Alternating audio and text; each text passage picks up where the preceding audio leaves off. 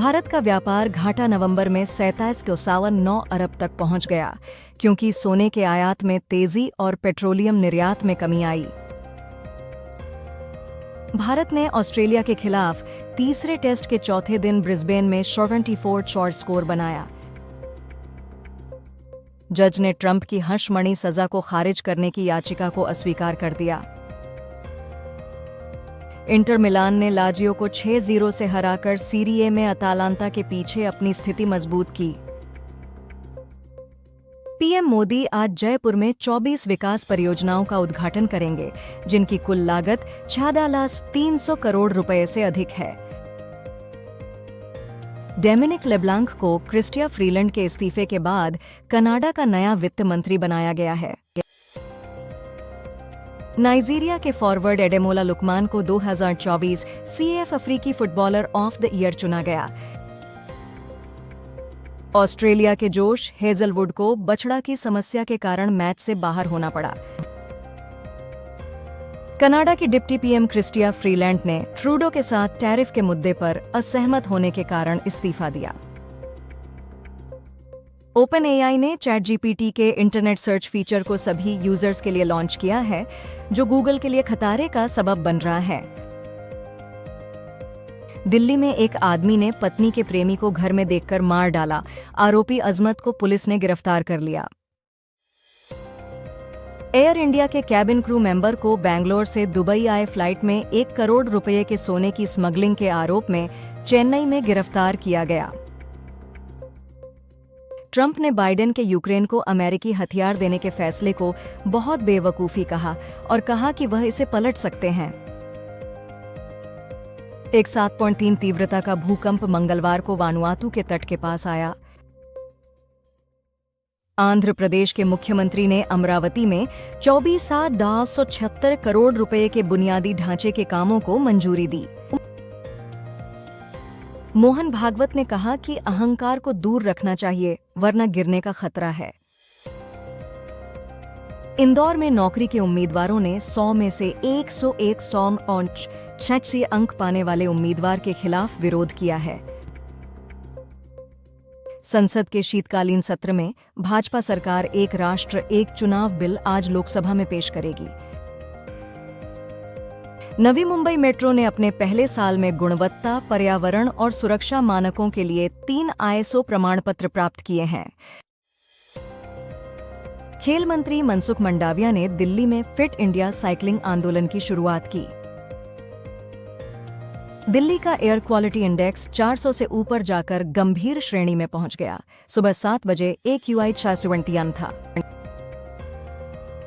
दिल्ली में grab stage 4 लागू हुआ है क्योंकि वायु गुणवत्ता गंभीर हो गई है, जिसमें सभी निर्माण गतिविधियां और पंजीकृत वाहनों के एंट्री पर पाबंदी शामिल है। KSET 2024 का प्रोविजनल रिजल्ट गॉव वेबसाइट पर जारी हो गया है। SSC CGL 2024 टियर 1 के स्कोर कार्ड्स ssc.gov.in पर रिलीज हो गए हैं और कैंडिडेट्स अपने रजिस्ट्रेशन नंबर से चेक कर सकते हैं। गुजरात के भावनगर में एक प्राइवेट बस और डंपर ट्रक की टक्कर से 6 लोगों की जान गई और लगभग 10 लोग घायल हुए। एक देश एक चुनाव बिल जो मंगलवार को लोकसभा में पेश होंगे, बीजेपी और इसके सहयोगियों द्वारा समर्थन और कांग्रेस, सपा और शेष दलों द्वारा विरोध का मुद्दा बने हैं। संबल के शिव मंदिर में 46 साल बाद आरती फिर शुरू हुई, जो अतिक्रमण हटाने के प्रयास के बाद खोला गया। बीजेपी का नया अध्यक्ष फरवरी के अंत में चुना जाने की संभावना है। बीपीएस एसएससी ने स्टेनोग्राफर असिस्टेंट सब इंस्पेक्टर पदों के लिए ऑनलाइन आवेदन शुरू किया है। अंतिम तिथि 17 जनवरी 2025 है। अजीत डोवाल कल चीनी विदेश मंत्री वांग यी से LAC पर तनाव पर बातचीत के लिए चीन जाएंगे। पद्मश्री अवार्डी और वृक्ष प्रेमी तुलसी गौदा का 86 साल की उम्र में कर्नाटका में देहांत हुआ। दिल्ली के कई स्कूलों को बम की धमकी मिली है। यह इस महीने का चौथा मामला है। प्रियंका गांधी ने बांग्लादेश के अल्पसंख्यकों के मुद्दे के साथ नया बैग लेकर विवाद को दोहरा दिया। दक्षिण अफ्रीका ने पाकिस्तान के खिलाफ 3 एकदिवसीय मैचों की श्रृंखला आज बोलैंड पार्क, पार्ल में शुरू की।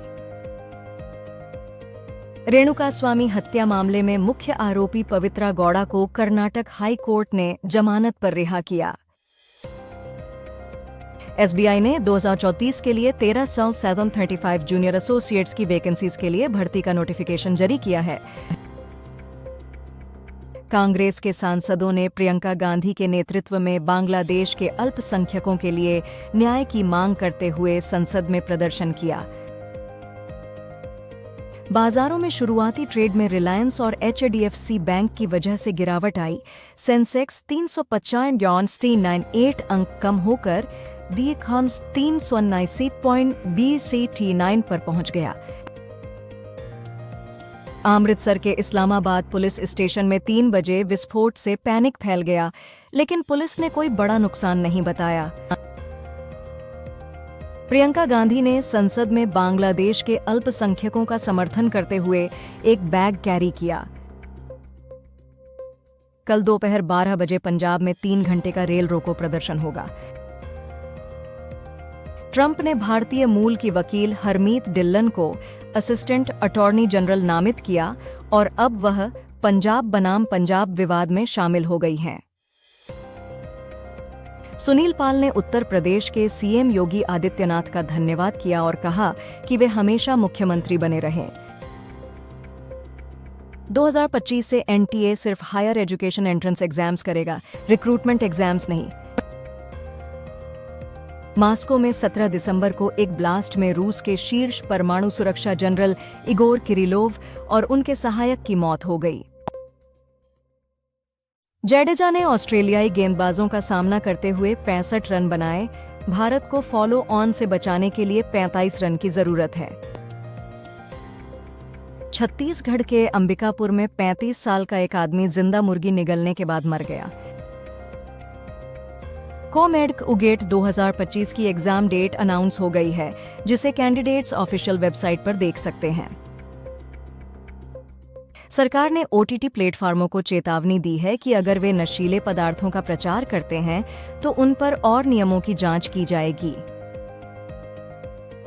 मृणाल ठाकुर अपनी एक्शन फिल्म डाकू में अधिविशेष के साथ डेब्यू करने के लिए तैयार हैं। मास्को में एक विस्फोट में रूस के परमाणु रक्षा बलों के प्रमुख लेफ्टिनेंट जनरल इगोर किरिलोव और उनके सहायक की मौत हो गई। कोचिन से बहरीन जा रही फ्लाइट टायर समस्या के कारण तुरंत लौट आई। सोनाक्षी सिन्हा ने मुकेश खन्ना को कायन बनेगा करोड़पति के शर्मनाक एपिसोड का जिक्र करने के लिए फटकारा। एमएसआई ने चेन्नई में अपनी लैपटॉप मैन्युफैक्चरिंग शुरू की है, जो मेक इन इंडिया इनिशिएटिव का हिस्सा है। भारत ने ऑस्ट्रेलिया के खिलाफ तीसरे टेस्ट के चौथे दिन निराशाजनक रोशनी के कारण 292 बनाकर फॉलो ऑन से बच निकले। नोएडा प्राधिकरण के सीईओ ने बुजुर्ग आदमी को घंटों खड़ा रखने वाले स्टाफ को 20 मिनट तक खड़े होकर काम करने की सजा दी। गैब्बा टेस्ट में भारत ने ऑस्ट्रेलिया के खिलाफ फॉलो ऑन से बचने पर गौतम गंभीर और विराट कोहली की जोशपूर्ण जश्न मनाया। वामिका गज्जी ने अपनी फिल्म बेबी जॉन के क्लाइमैक्स के बारे में कहा कि अन्यथा की उम्मीद रखें। 2030 तक पब्लिक ईवी चार्जिंग डिमांड के लिए आर्स 16,000 करोड़ का कैपिटल एक्सपेंडिचर चाहिए, एफआईसीसीआई रिपोर्ट के मुताबिक। पाकिस्तान की अदालत ने इमरान खान और उनकी पत्नी बुशरा बीबी की अंतरिम जमानत 7 जनवरी तक बढ़ा दी।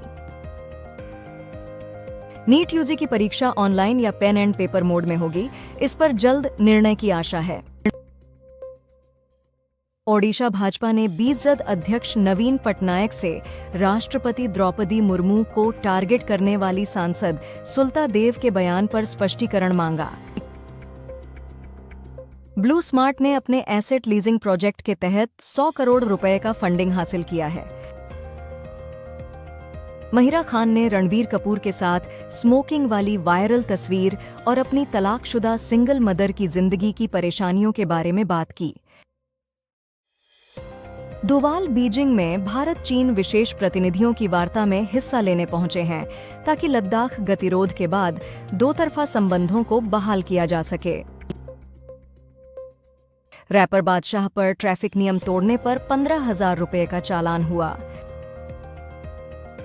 आर्थिक मंत्री निर्मला सीतारमण ने कहा कि Q2 में जीडीपी की 5.4% की वृद्धि अस्थायी है और आने वाले क्वार्टर में अर्थव्यवस्था सुधरेगी। प्रियंका गांधी ने एक राष्ट्र, एक चुनाव बिल को अपराधी संवैधानिक बिल बताया और कांग्रेस ने इस बिल का विरोध जारी रखा।